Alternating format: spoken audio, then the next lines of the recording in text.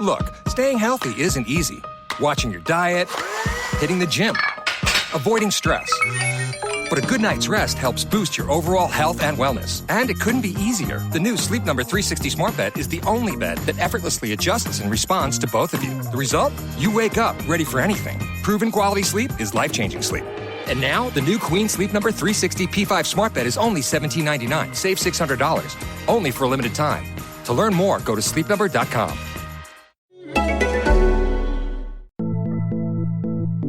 Content warning.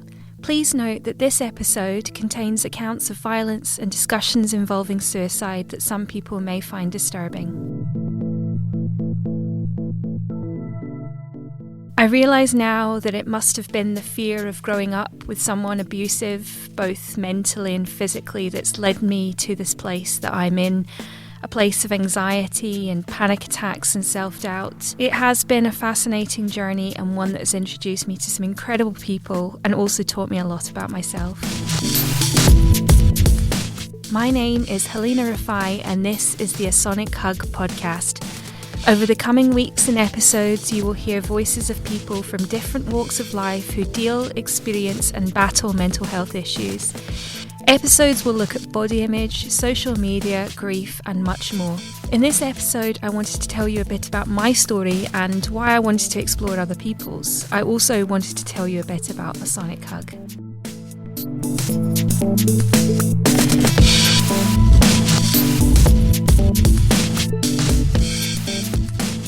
My father was enlisted in the Moroccan army when he was a teenager, and I don't think he knew what was happening, so began a traumatic time. Following imprisonment for taking a coup out, he was released only to find out that his mother had died whilst he was in jail.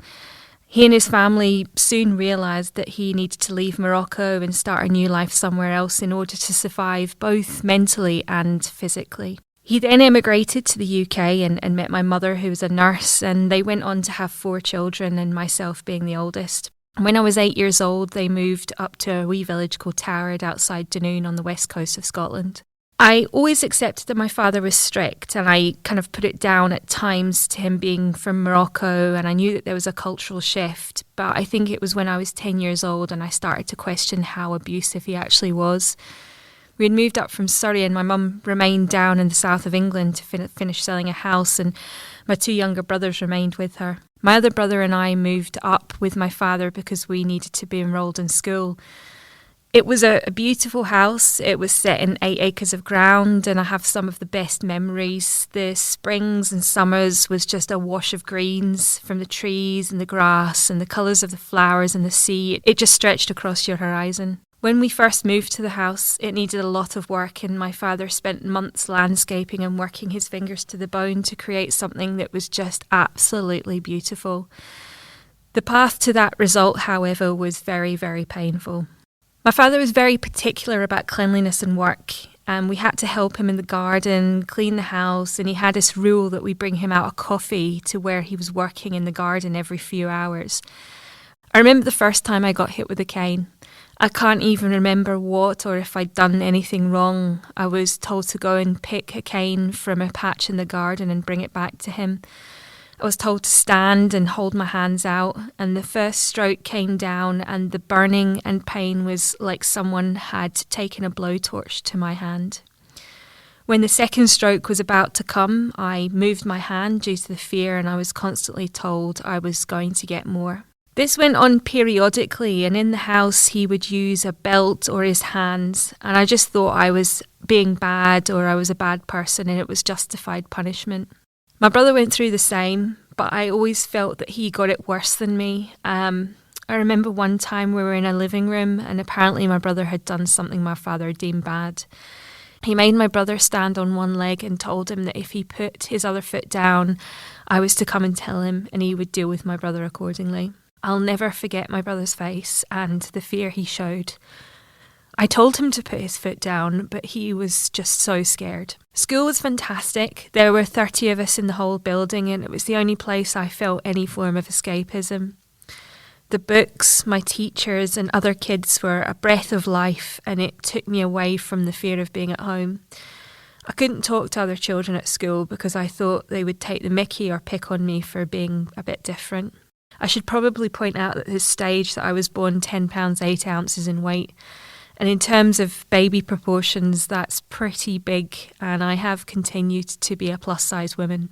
My father used to take a lot of his anger out on me because of my weight. He would pull it as a low blow. I remember one day I was practicing a dance routine with friends in our school playground to Tiffany's, I think we're alone now, and I unfortunately slipped on the tarmac. I skinned my leg so badly and cut my lip. And following the hospital that night, I was only able to take liquids. And my father said to me that I should maybe have my jaws wired and go on a liquid diet to lose weight.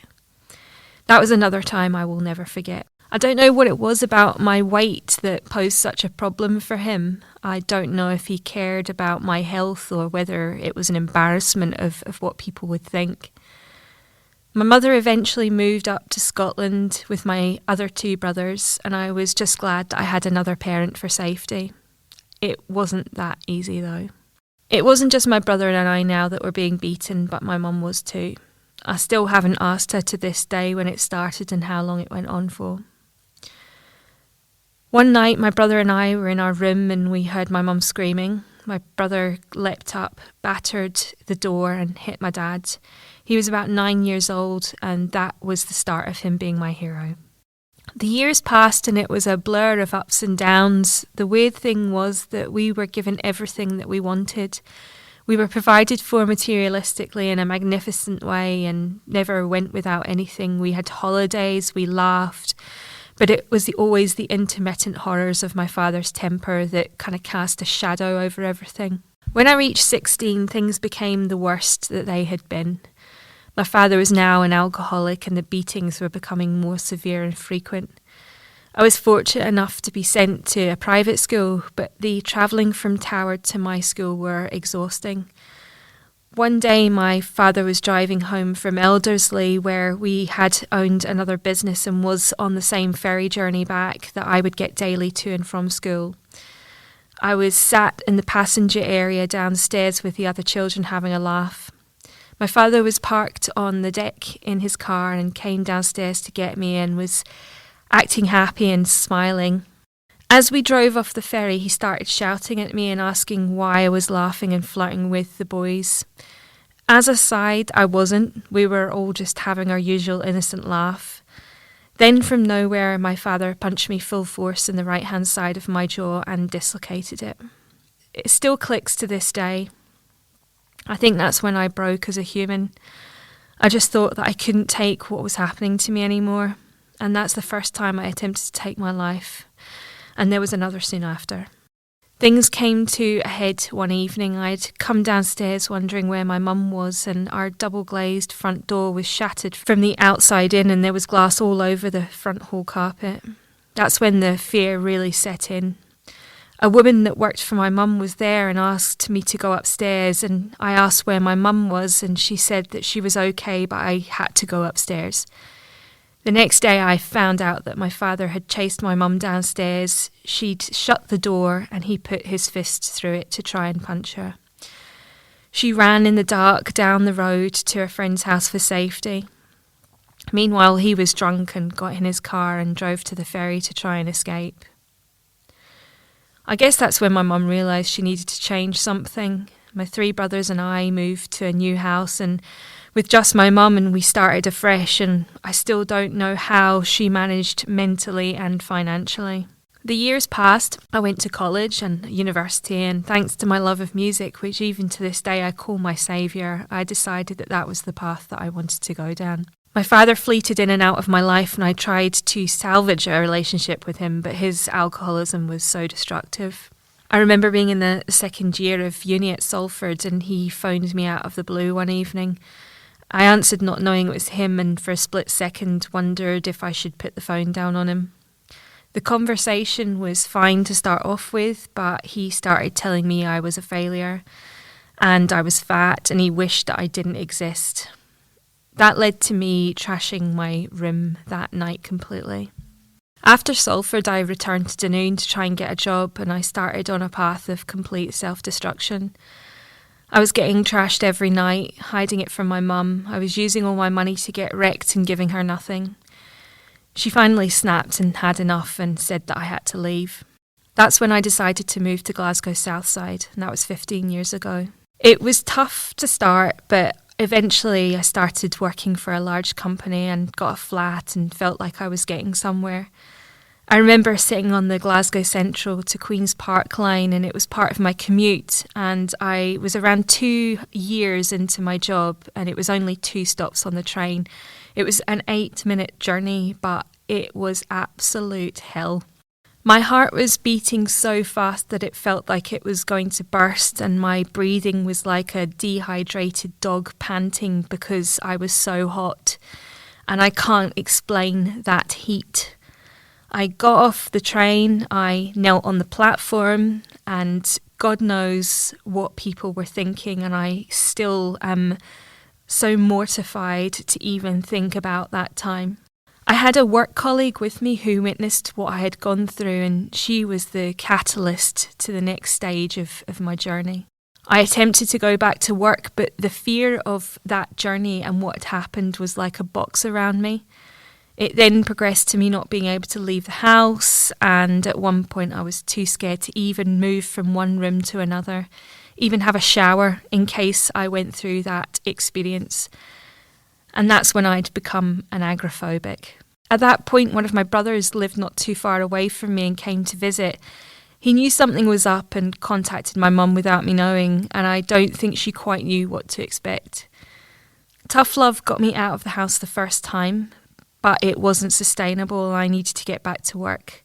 I paid a large sum of money to get a hypnotherapist out to help me, and they identified it was anxiety, panic and agoraphobia. I managed to get back to work, but by this time my work were not willing to accept my illness and put me on a final written warning. Despite my excellent work record, and that was one of the lowest points of my life. I've always worked so hard, and for someone to almost taint that by not believing how ill I was debilitating. The work colleague who had also witnessed my panic attack also told my team that I was making up the episode and lying. I still don't understand why she did that. I had to get to work. I had to pay my bills, and ultimately I had to survive. And I couldn't ask my family for money because I just felt that I was being stupid and this thing would pass. I also was fully aware that I'd rinsed my mum of a lot of money and not really given back to her. I spent £200 a month and more on taxis to get me to and from work. I strategically planned the times that I would leave. I would go in 2 hours earlier and sit until my work opened so that the traffic wasn't too bad. I got myself into so much debt that at one point I had a payday loan because of the fear of losing my job. I tried to take my life again. As the months went on, the anxiety started to subside a bit and I felt a bit braver, so I started to look into what I was experiencing. I learnt so much and then decided I needed to do something creative to try and ease my brain when there were downtimes. So I started a music blog and podcast, and I still think that that's the thing that saved my life more than anything else that I've done. Fast forward to November 2017 and I had been great. I'd managed to get back on public transport. I was living my life. I'd been to Barcelona. Out of nowhere on a bus, I felt the panic coming on and I had to get off, and there was complete devastation. The difference this time was that I knew what it was and I didn't know where it had come from, but I ended up not being able to get the bus into town and became so anxious and didn't even want to get in a taxi or car this time. So I decided to walk to work. I do a lot of thinking during my walks and decided it was time to try and help others, as a lot of this journey has come down to not knowing where to seek support or what I was going through. I do have my family, but sometimes you just can't talk about this stuff with those closest to you. It's a shame that hangs over you, and you feel that by speaking to a stranger, you don't have this shame there constantly, or remembering that you've told someone close to you about the things that have gone on in your life. It's just so difficult. It came to me on one of my walks after a therapy session that I have social anxiety. Because of my weight, my body, and how I kind of perceive myself, I think that people are constantly berating me and thinking I'm ugly. That's come from years of beating, bullying, and mental abuse from someone that was so close to me. All of this has led to me losing a lot of relationships and being removed from groups, which I can now accept, and I understand the reasons for people doing so. It's also seen me develop terrible paranoia and a fear of people in elevated positions in work. I always feel as if I don't do something correctly, then all hell is going to break loose. I've no fear when it comes to men because of my father, and that's probably a blessing and a curse, but I have found myself in a few tricky situations, which has not been the best. This is something that I still have to work through. I won't ever be free from panic or anxiety, but I have identified ways to ease those feelings. I think I've reached a point in my life now whereby I am so exhausted. I'm so tired of wondering what people are thinking about me, how badly I think of myself, and the punishment I cast upon myself and more. I feel like I've wasted so much time on just this. Time's gone by, and I now started to think about mortality, and I know my father will pass. Obviously, I don't know who will pass first between him and I, but parts of me still find it incredibly hard to think of him being alone. One of the tortures in this situation is you have this love for someone that helped create you, but did so much to make your life unbearable at times, and trying to make sense of those feelings is pretty impossible. That's for the next chapter, however. I wanted to start a sonic hug to try and help people identify what I was going through. I have so many different elements that have impacted my mental health that I wanted desperately to help people, and I didn't know where to start or need some relief. A sonic hug online and offline space explores symptoms, stories, techniques and tips, and even activities, including a walking group. It's also focused very much on music and, of course, this podcast. We'll be working with other organisations and charities to put in place things that will hopefully make a difference to people's lives. Next time on a Sonic Hug podcast, you will hear from other people, their stories, their feelings. It will be hard listening at times, but that's how we learn and get through things and understand them. I can't wait for you to meet these people. Thanks for listening this time, and I look forward to this journey with you all. If you have experienced or are experiencing anything described in this podcast, you will find support information in the text accompanying. Until next time, deep breaths.